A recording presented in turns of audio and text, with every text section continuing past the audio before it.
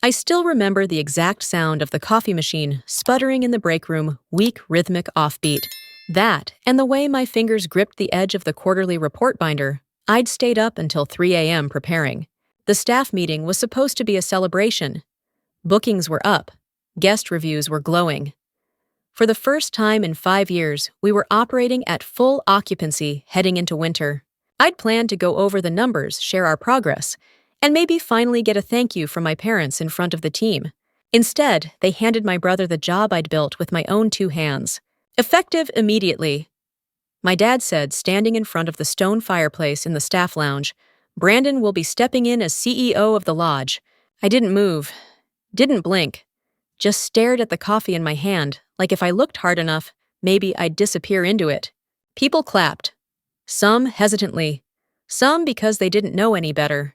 Brandon strolled in 2 minutes late, like always grinning, like he knew this was coming, like he'd known for weeks. He wore his usual Patagonia vest and smugness, like they were part of his skin. When he made eye contact with me, he had the nerve to wink. I was still holding the binder, still holding all the numbers, the evidence. I should have said something, should have stood up and demanded an explanation. But I didn't. I nodded, and I smiled. Because that's what daughters are supposed to do in our family, smile, even when you're being gutted. 2 years earlier, I was living in Denver, working as Senior VP of Operations for a national hotel chain. I had a condo, a gym routine, a partner I thought I'd marry. Then my mother called. Not for a birthday or a casual check-in. "Your father's worried," she said, voice tight. "The lodge isn't doing well." That's code. In our family, everything is code. Not doing well meant months behind on taxes, loans teetering, bookings down to skeletons, staff quitting. My father, the one who always insisted he'd die at the front desk, was quietly panicking. And I, like a good daughter, packed up everything, sold the condo, cashed out part of my retirement, left the job I'd spent 20 years climbing toward. Because the lodge wasn't just a business, it was our legacy. I was raised in that place. Learned to check in guests before I learned to drive. Watched my dad pour coffee at 5 a.m. before snowplows hit the road. Watched my mom teach new housekeepers how to fold towels into swans. It was in my blood. So when I walked back through those doors, I didn't see a crumbling hotel. I saw the bones of something worth saving. And I saved it. God, I saved it. I tore out ancient systems, launched an actual booking website, trained the staff from scratch. I personally rewrote our SOPs. I introduced CRM software. I networked with ski tour operators. I pitched local artists to redecorate the guest rooms. I even stood out in the snow for 4 hours, handing out flyers to tourists that first season. I did it all quietly, proudly, without asking for a spotlight. I thought results would be enough. I thought showing them would mean they'd finally see me. Instead, I stood there at that staff meeting, holding a report no one asked for, listening to my father call my brother the guy who couldn't hold a job longer than 9 months a natural leader. The moment it sank in wasn't loud. It wasn't fireworks or screaming. It was the sound of Brandon laughing with the bartender afterward, saying, "Guess I finally beat Elise at something." I walked out. Didn't even grab my coat. It was 29 degrees outside. But I walked anyway. Because if I'd stayed a second longer, I would have burned the place down. For weeks after that meeting, I walked around in a fog. Not the kind that knocks you flat, the kind that lingers, that clings to your clothes, the kind where you start to question if you ever actually saw things clearly. Because suddenly everything was different. People I used to mentor started going straight to Brandon with questions. He'd shrug, redirect them to me, but not before offering his own vague answer, first usually wrong, usually loud. And my parents, they started using phrases like, "Let your brother take the lead," or "Don't overwhelm him with numbers," as if numbers were the problem. Not the fact that he had no idea how to run a 40-room mountain lodge in peak ski season. I kept showing up. That's what I knew how to do. Every morning, I'd open the operations dashboard, track performance metrics, identify gaps.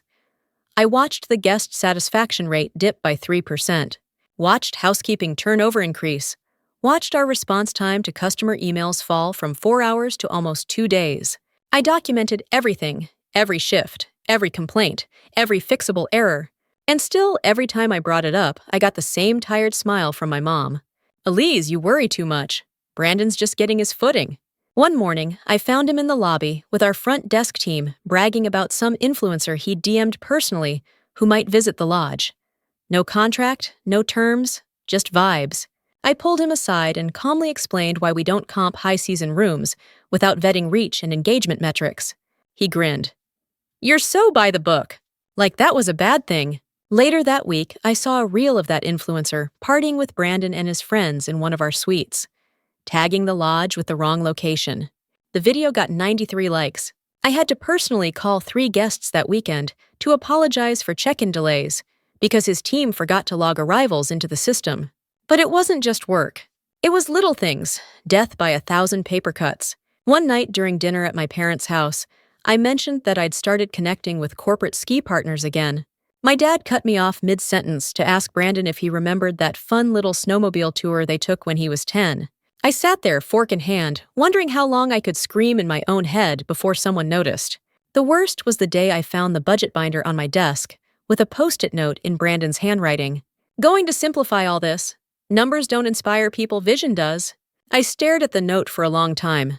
Not because I was surprised I wasn't, but because I suddenly realized I'd stopped expecting anything different. That scared me more than his incompetence. Then came the layoffs. Brandon called a staff realignment meeting without me and informed the team we were cutting breakfast service Monday through Thursday to save costs. Breakfast, our highest-rated service in online reviews. The one thing that consistently showed up in guest surveys with 5-star praise. I barged into his office afterward and shut the door. "What are you doing?" I hissed. He shrugged. "Margins are tight. This is temporary. Did you even look at the revenue retention from breakfast?" I threw a report onto his desk. "We upsell weekend stays because of weekday service." He leaned back in his chair like I was being dramatic. "You're great with spreadsheets, Elise. But you've got to think bigger. Guests want experiences, not eggs." I walked out before I said something I couldn't take back. That same week, he fired Marie, our head of housekeeping. 15 years she'd been there. Never took a sick day. Trained every new cleaner that passed through our doors. His reason? She wasn't flexible about the new schedule. You know what that meant? She pushed back when he tried to shift everyone to 6 a.m. starts with no notice. He told me it was time for fresh blood. I caught her crying in the laundry room. "I gave this place my back," she whispered. "He doesn't even know my name." I convinced him to reverse it. Said it would cause a staff mutiny. Said the optics were bad. But I saw the way Marie looked at me afterward, not with gratitude. With shame. Like I'd become part of the problem just by being next to it. The day it all really clicked for me, I was reviewing invoices. I'd asked our suppliers to send physical copies since our internal systems were now being run by Brandon's friend from college, a guy who, by the way, once sent out a promotional email with our phone number listed as 55-1234. One of the invoices had my signature on it, or what looked like my signature, but the date was wrong. It had been scanned, duplicated, sloppily. I walked straight into my parents' office and laid it down. My dad squinted at it. "Is this a problem?" I looked at both of them. "This is fraud," I said. My mom laughed nervously. "Oh, Elise, don't be so dramatic. It's probably a clerical error." A clerical error. That's when I realized I could bring them facts, spreadsheets, patterns, even forged documents, and they'd still see Brandon as the one worth trusting. Not because he was competent, because he was comfortable. The only thing keeping me sane was my morning walks before work. I'd leave the lodge, walk up the trail past the river, let the frost bite at my skin. It was the only time of day I didn't have to perform. Sometimes I'd picture just not going back, just walking further, disappearing. Other times I'd plan what I'd say if I really told my parents what I thought of their leadership decisions, what I thought of their blind spots, their favoritism. But I never said it, because I knew they wouldn't hear it. They'd only hear my tone, my volume, my attitude. And yet part of me still thought maybe, if I kept showing up, if I made it too good to ignore, they'd see, they'd apologize, they'd give me back what I earned. But when I walked into the break room and saw Brandon's new headshot framed on the wall under executive team, right where mine used to be, I knew. They weren't just overlooking me. They were rewriting the story without me in it. It happened on a Tuesday, which for some reason makes it worse. Like Betrayal should be dramatic a Friday afternoon, maybe. But this was Tuesday. Plain quiet and stupidly ordinary. I got in early like I always did. The snow was falling light, the kind that swirls instead of dropping. I remember how beautiful it looked outside the lobby window. I stood there for a moment, watching it, holding my coffee, thinking maybe today would be fine. Marie passed by, gave me a sad smile. She still hadn't fully bounced back from almost getting fired, but she was trying. We both were. Then I heard laughter from the conference room. Not casual laughter, celebratory laughter. And I should have known. But I still walked in. Brandon was standing at the head of the table, in front of a whiteboard full of arrows and buzzwords. Guest flow vibe touchpoints, ROI experience zones. Corporate nonsense. The department heads were there. My parents were seated beside him. Everyone had a handout. Everyone except me. "Morning," I said. The room went quiet. Brandon looked up like I'd interrupted a sacred ritual. "We were just wrapping up," he said smoothly. I looked at my mother. She wouldn't meet my eyes. "What's this?" I asked, motioning to the board. Brandon gestured grandly. "Our new brand vision. We're repositioning Mountain View Lodge for Gen Z travelers. Less legacy, more lifestyle." He said the word legacy like it was a stain. "And you didn't think I should be part of this meeting?" I asked. He smiled that empty, charming, careless smile I hated. "Elise, you've done amazing things here. But this next phase, it needs a different energy. Different energy. Like I was stale air." I didn't yell, I didn't cry, I didn't even sit down. I turned, walked straight out of the room, through the hallway, past the front desk. I didn't take my coat, I didn't take my bag. I just left. I drove aimlessly for a while, up past the ski lifts down a stretch of highway where the mountains curve in like ribs. My phone buzzed a few times, I didn't look. I pulled off at an old scenic overlook, the one with the busted coin-operated binoculars and the wooden sign that used to say something about panoramic views, but had long since faded. And that's where I saw it. The Ridgecrest Lodge. Abandoned, boarded up, paint peeling, a faded sign hanging crookedly from the gate. I remembered this place. We used to compete with it back in the day. They had the best spa in town before they went under. Rumor was the owners got divorced, couldn't keep it afloat. But the bones were still there. Big windows, strong roofline, views that stretched across the valley like something from a postcard. And then I saw the for sale sign. Half buried in snow, but there. I just sat there, hands on the steering wheel, staring at it. Not thinking, just feeling. And what I felt was this: I wasn't tired anymore. I was done. My entire life I'd been trying to be the reliable one, the smart one, the good daughter. I came when they called, fixed what was broken, made things better. And then watched them hand credit and power to someone who didn't know the first thing about sacrifice.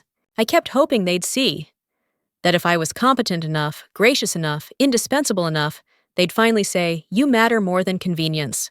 But they never did. And in that moment, staring at that shuttered lodge with the perfect view, I stopped needing them to. I pulled out my phone, called my realtor, told her I needed a viewing. That day, if possible. She asked if I was serious. I said very. I signed the offer 2 days later. Cash, no contingencies. I moved faster than I ever had. Because for once I wasn't overthinking. I wasn't seeking anyone's blessing. I wasn't asking permission. I was choosing myself. When I told my parents, they were stunned. "You're buying what my mom said over the phone." "I'm opening my own lodge." There was a pause. "Why would you compete with your own family?" she said. I didn't respond right away, just let the silence hang. Then I said, "Because I'm done waiting for a seat at your table. I'm building my own." Brandon texted me 3 words: "This is war." I didn't respond. There was one moment later that week that broke me a little. I was clearing out my office, not because they asked me to, but because I needed a clean break. Marie stopped by.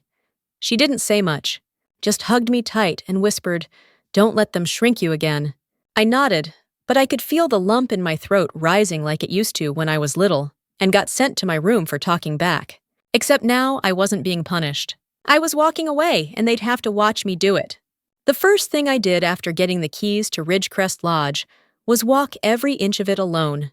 It smelled like dust and rot and regret.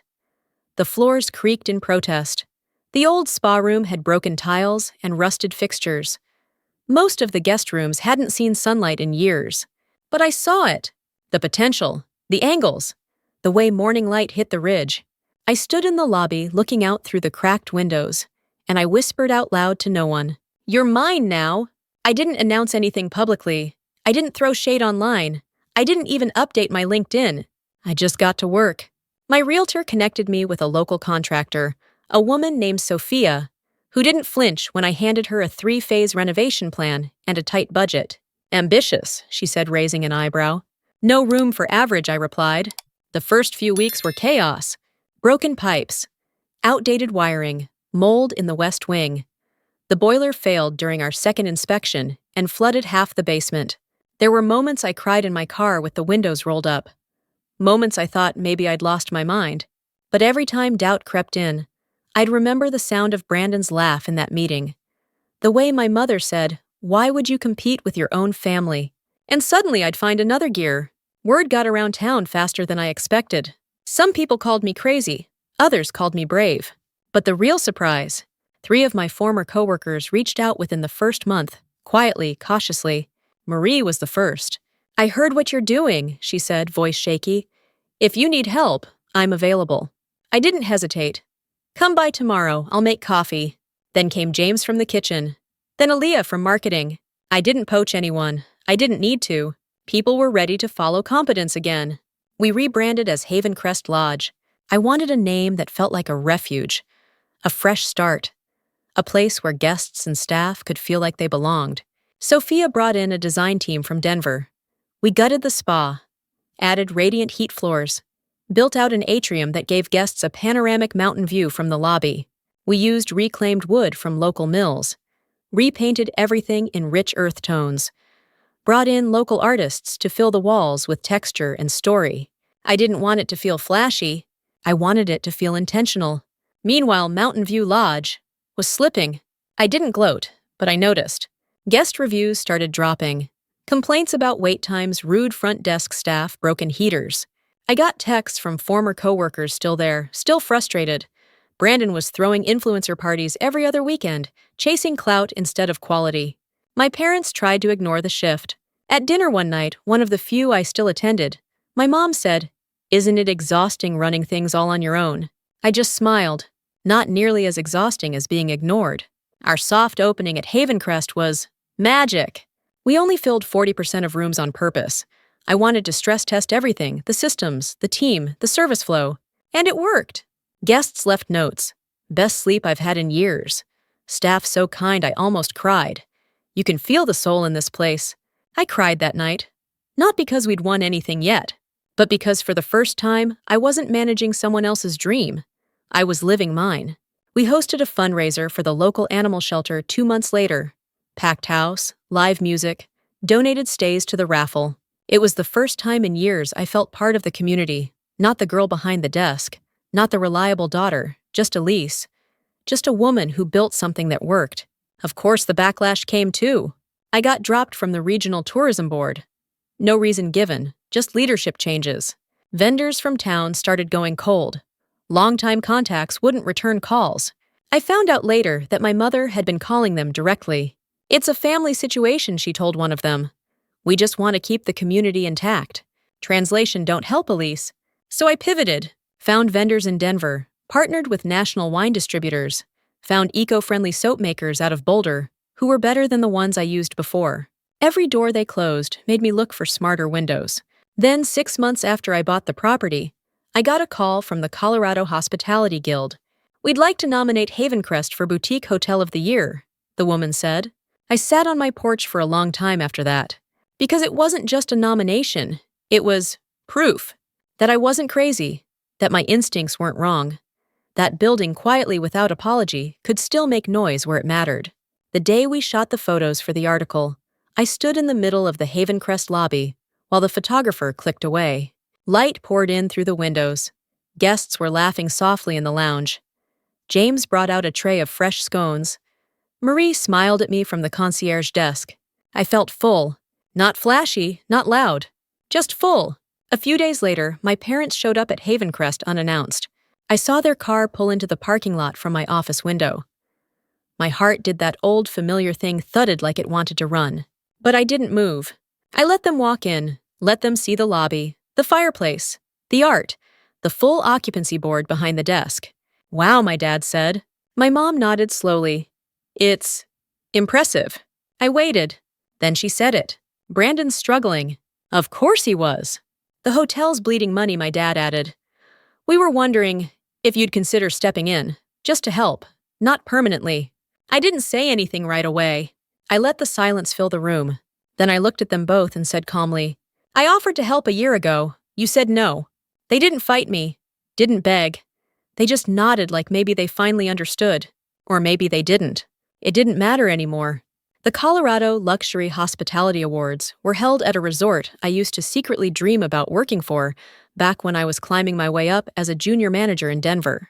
Now I was walking through its banquet hall in heels that didn't blister in a dress I bought without checking the sale rack next to a team that didn't just work for me, they believed in me. The room buzzed with journalists, executives, and industry reps. I spotted a few familiar faces, some who'd ignored my emails months ago. Now they were smiling too wide, leaning in too fast. I kept my focus on my team. Marie wore navy with silver jewelry and kept adjusting the lanyard around her neck, like she wasn't sure she deserved to be there. You do, I whispered. She smiled, eyes glassy. When they started announcing nominees for Boutique Hotel of the Year, I felt my hands clench around the base of my wine glass. Not from nerves, from memory. From everything it took to sit here upright and calm when my name used to be an afterthought in the rooms that made decisions, when he was always the one getting credit for what I built. And the winner is Haven Crest Lodge, founded by Elise Whitmore. Applause. A rush of sound like whitewater in my ears. I heard someone on my team let out a little yell. I stood, walked to the stage, and looked out over a crowd full of polished people, many of whom hadn't looked twice at me a year ago. And then at the very back of the room I saw them. My parents, sitting quietly. My dad in a suit that suddenly looked too old. My mom clapping with a kind of strained composure that almost looked like pride. Almost. They didn't smile, but they didn't look away. I thanked my team first, not performatively, with names, not titles. Then I said, I grew up in a hotel. I learned how to fold towels before I learned to drive. And for a long time, I thought hard work spoke for itself. I thought results were enough. But sometimes it takes being shut out of the room you built to realize you can build something better on your own. That last line got a ripple of quiet in the crowd.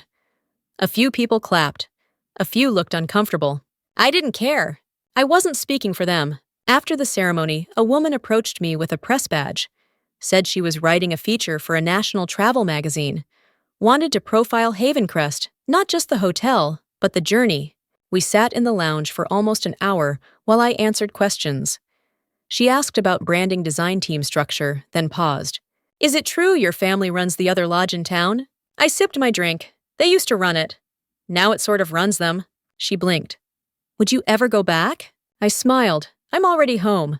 The article came out 3 weeks later. The headline, The Woman Who Quietly Rebuilt a Colorado Empire. The subhead, After being passed over by her own family, Elise Whitmore built something they couldn't ignore. I didn't write the headline, but I didn't argue with it either. The fallout was quiet but real. Mountain View Lodge lost its last legacy staff member, James, our old pastry chef. He came to Haven Crest the next week, wearing the same apron I'd seen him wear for years. You got room in the kitchen? He asked. I almost cried. Guests started shifting too, some who'd been coming to Mountain View for decades. I feel bad, one woman said, checking in. But you can tell the difference. The heart's here now. Brandon never called. I heard from someone he started doing marketing consulting for outdoor brands. A job that let him work remotely and drink on weeknights without consequences.